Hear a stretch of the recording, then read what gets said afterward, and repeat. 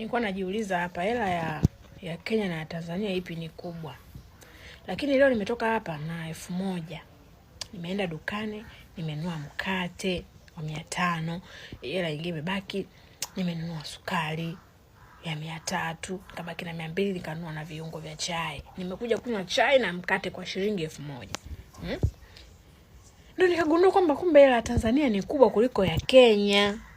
Nani atamueleza huyu dada kwamba pesa haihesabiwi na idadi peke yake bali na dhamani ya hiyo pesa? Wakenya hawana hela. Wakenya hawana hela.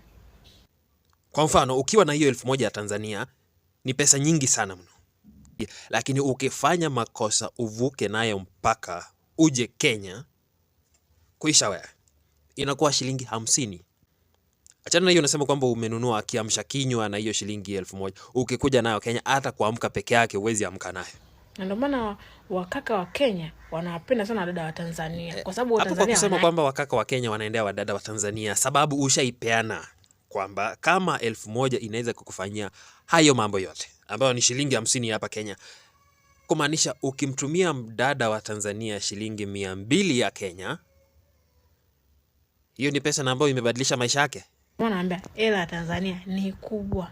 Ukiwa wewe ni mdada wa Kenya na una mpenzi mkaka Mtanzania akwambia nataka nikutumie nusu milioni, usifurahie kwanza, enda pige hesabu yako ndio ugundue ni pesa ngapi za amekutumia. Unaweza furahia, labda ugundue baadaye kwamba amekutumia shilingi 2000. Wewe can you imagine mtu unakula buku? Utakula buku wapi? Ndio naambia kwenye sehemu zingine kama Kenya hawawezi kutumia buku kula. Ndio maana naambia hela ya Tanzania ni kubwa. Hiyo ya kula buku, sidhani hapa Kenya kuna kitu kama hiyo ya kula buku.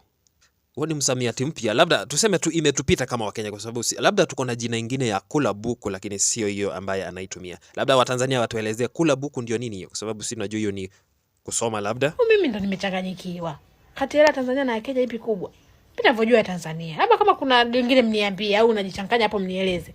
Ndio, ni kweli dada, umechanganyikiwa. Na kuchanganyikiwa kwako kumetokana na kusema kwamba pesa nyingi na pesa kubwa. Ukishajua tofauti ya hizo vitu mbili, basi ushaelewa kila kitu mambo na pesa na kubadilishana.